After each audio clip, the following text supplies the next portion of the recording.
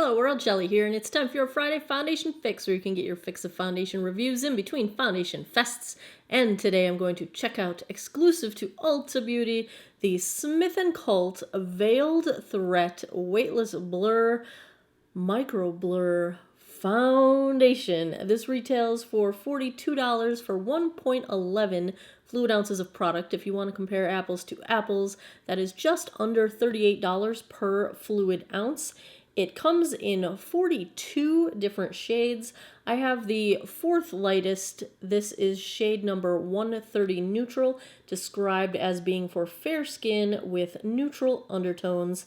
And let's check out some of the details here. For skin that feels covered, never caked, apply the Smith & Colt Veiled Threat to soften skin with an illuminating finish. This mousse to cream formula uses aloe vera gel and chlorophyll to instantly calm and brighten. Apply with fingers, brush, or sponge. And your face, your rules. I want to pull up the Smith & Colt website because I kind of liked what they had to say about their brand. I am not very familiar with this brand. The first thing I had tried was that Glitter Baby eyeshadow a while back, and this is my first base product from them.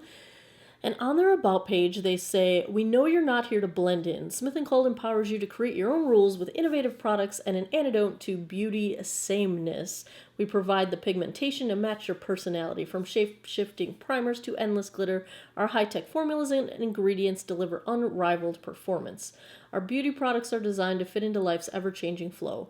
We celebrate everyone creating their own look, making a mess, being real. Our beauty community thrives in a little chaos and spontaneity and sparkle, and we're so good with that." I'm good with that too. So that definitely appeals to me. I was checking out the ingredients here. We are talking a cruelty-free brand. I did not see any fragrance listed in the ingredients. This is a silicone-based foundation. So that is about all there is in terms of ingredients and goodness. There are some moisturizing ingredients in here, so my hope is that this will be good for my dry-ish skin. We will see. They don't specify one way or the other on the website, but they mentioned an illuminating finish. So let's take a look at this shade 130 Neutral swatched against a few others in my collection. Alrighty, let's swatch. First up is today's foundation, the Smith & Colt Veiled Threat Foundation in shade 130 Neutral. Second is the Estee Lauder Double Wear Stay in Place in 1C1 Cool Bone. Third up, I've got the MAC Studio Fix Fluid in shade NW10. Fourth is the Smashbox Studio Skin in shade 1.0. And last up, I've got the Urban Decay All Nighter in shade 1.5. Starting out with a 44-year-old face, I have some sun damage I like to cover up, deeper smile lines, forehead lines, large pores, texture between the eyebrows, and my skin is normal to dry. I'm inching toward normal this time of year, but I'm still on the dry side. My skin dehydrates very, very easily, so I need to combat that. I've already cleansed, moisturized, and sunscreened. I have primed with my Strivectin Line Blur Factor. I will go in on one side of my face with a Real Techniques Miracle Complexion Sponge. The other side, I'm going to use this beautiful beast, also from Real Techniques. It doesn't have a number on it, but it is one of their foundation brushes. We will see. I have not tried this one yet, and we'll see if there is a better way one way or the other.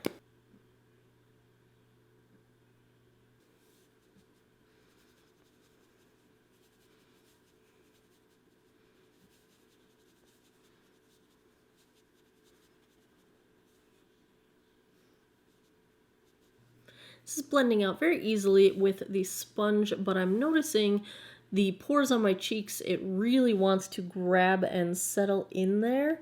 And we will have to see if I can eliminate that with the brush, because even tapping out with my finger does not seem to want to melt that product out of my pores.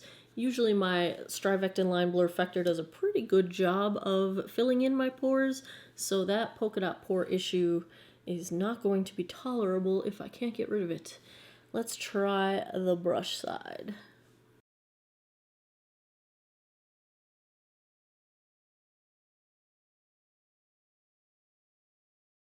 I feel like I'm having the same problem with the brush. It's almost like the product is blending out beautifully and then it has this very sudden set down. And as soon as it does that set down, if you're still brushing or tapping, it just freezes in place wherever it was in those pores. Let me zoom you guys in. Normally I would build more coverage, but let me show you what's happening. You see this area and the pores on my nose. And then this side, this is the brush side, and these pores here.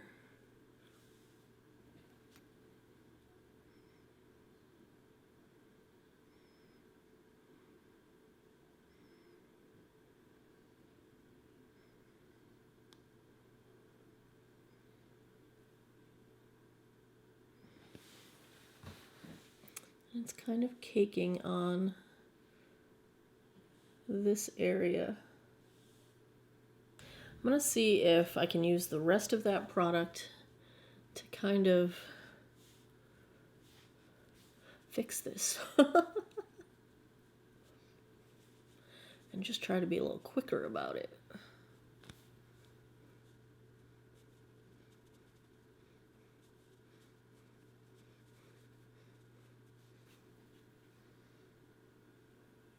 It's like there's product here, and then the sponge is now just lifting away any product that was there.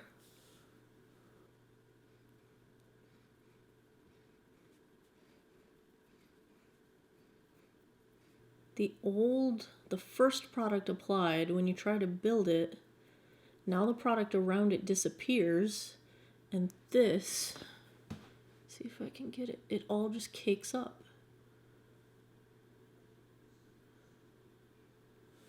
Okay, I'm gonna try one more pump and fingertips and just see if I can make it blend that way, because this just looks really bad.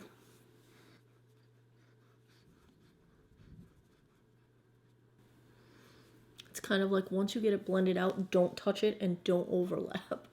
Like, stop. I can see how this might be a really nice finish in certain areas. It looks really pretty, but it's so gunked up and it's just not, it's all in my pores and gathering up, and I feel like I am just not good enough at makeup to make this one work on my face. And it sounded so wonderful. All right, I'm gonna wash all this off. There goes like $30 worth of skincare. And we'll try one more time. I'll be right back. I've got no skincare on, just washed everything off my face.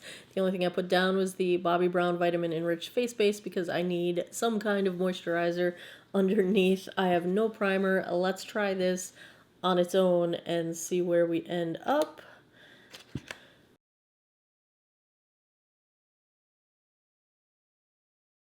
It's a little bit better so far. It's not caking up in my pores the way it was. I'd say we're at light medium coverage, getting some good redness reduction, but am I sitting off center this whole time?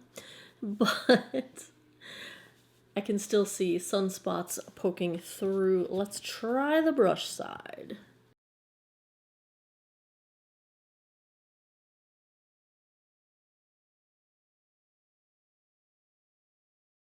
That looks much nicer than the first time. This seems like a foundation that just does not like at least a silicone-based primer, which my Strivectin Line Blur Factor is like, I've probably got 50 of my 100 reviews using that primer. So it tends to work with everything. Not this one. I think coverage is about the same from one side to the next. That was one pump on my whole face, and I'd like a little bit more coverage, so I'm going to go in with a little bit more, not quite another pump. I think this looks the same with brush or sponge. I don't think the finish really seems to change one way or the other, so I'm just going to go with the sponge.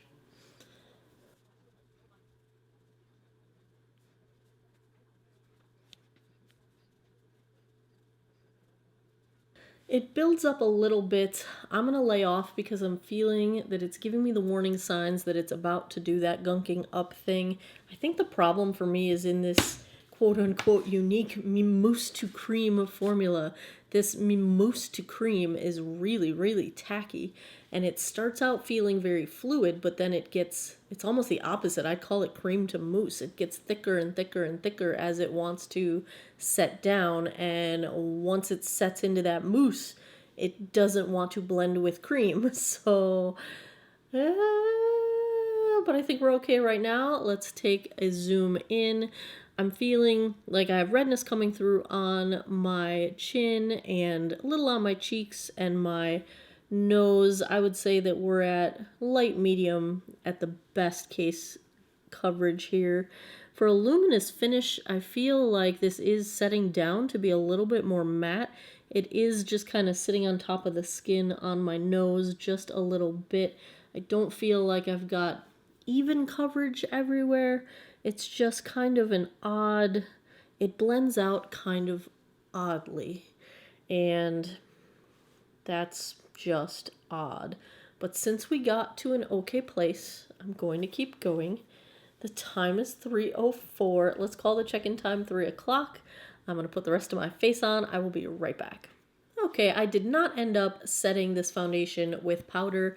I felt like everything blended out pretty much fine on top of it. It did set down, and that's kind of, I think that's where the trouble is. I think my application process gets into trouble as it's trying to set down. A little bit finicky. Now, I think it's a nice finish. I would not call this illuminating. I would call this satin leaning matte. I think it's a pretty much a matte finish when it is fully set down. Here's the thing.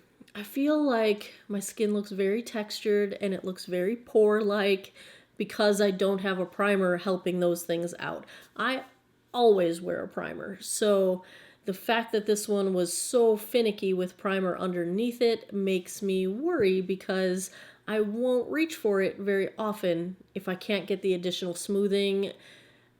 And if the product itself is not doing that for me, then I'm not going to pick this product. That's kind of where I'm at because I feel like I can see all the texture.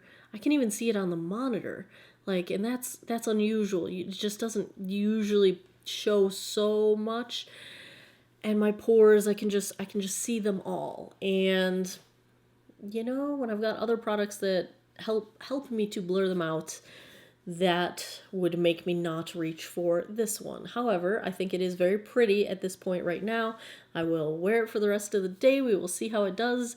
I'll give you guys a daylight check-in in a little while, and I'll come back at the end of the night. We'll go over my final thoughts.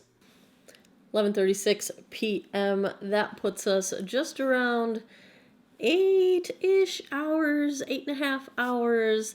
Let's take a look at how the Smith & Colt Veiled Threat Foundation held up after all of that craziness. Now, I did miss the daylight check-in. We have had thunderstorms coming through here all day, so I was like, oh, I'll do it later. It's dark and pouring outside, and then later never happened, and my power just went out and came back on, so my lights are doing a strange flashing thing, so if you see some weird flashing, I apologize. It's just like that today. So let's take a look here. Now, I would say, first off, this is a generally comfortable foundation. I did not notice that I was wearing it all day. Really, I didn't think much about it. The weather today was very humid outside and low 80s, so it was warm out. I was outside for a little while. I was moving some stuff from my apartment back to the house, so it did get a pretty decent wear of activity throughout the day. If we look up close, I've lost most coverage around my chin, and the movement areas around my mouth really have some product gunking up on them. Same with the sides of my nose, just have some caking happening. My blush bronzer highlight is almost perfectly intact. And what that tends to tell me is if you have really perfect skin, this is probably going to hang on and stay pretty well for you. But someone like me, you know, I've got fine lines around my mouth. I've got more wrinkles starting to form. So there's a lot of movement lines happening there. Same with, you know, around the crow's feet area. I don't have perfect skin, and it seems like wherever I've got either dry patches or movement lines, the product doesn't want to stay put. So I feel like this is probably one of those things where more perfect skin is going to have better luck with this, and less perfect skin is going to have a harder time with it. Not to say you can't get it to look nice. I think it looked pretty nice once we got it working. I am just kind of going crazy with the texture that I can see on this side of my face without my smoothing primer underneath. But aside from that, so that's kind of where we're at. It settled a bit into my deepest chin lines here. Did not seem to settle into my smile lines or forehead lines, but it is breaking apart around those areas, and we're not that late into the day. You know, if we were at the 14-hour mark right now, I would forgive this and say this is perfectly beautiful, but, you know, it hasn't been quite that long. So, if I had to give a grade, that's Merlin. I know, you're beautiful. You're so beautiful. I know. If I had to give a grade to the Smith & Colt Veiled Threat for dry and maturing skin, as finicky as it was, I'm going to go D+. I think you can make it work. I think it's really finicky on maturing skin.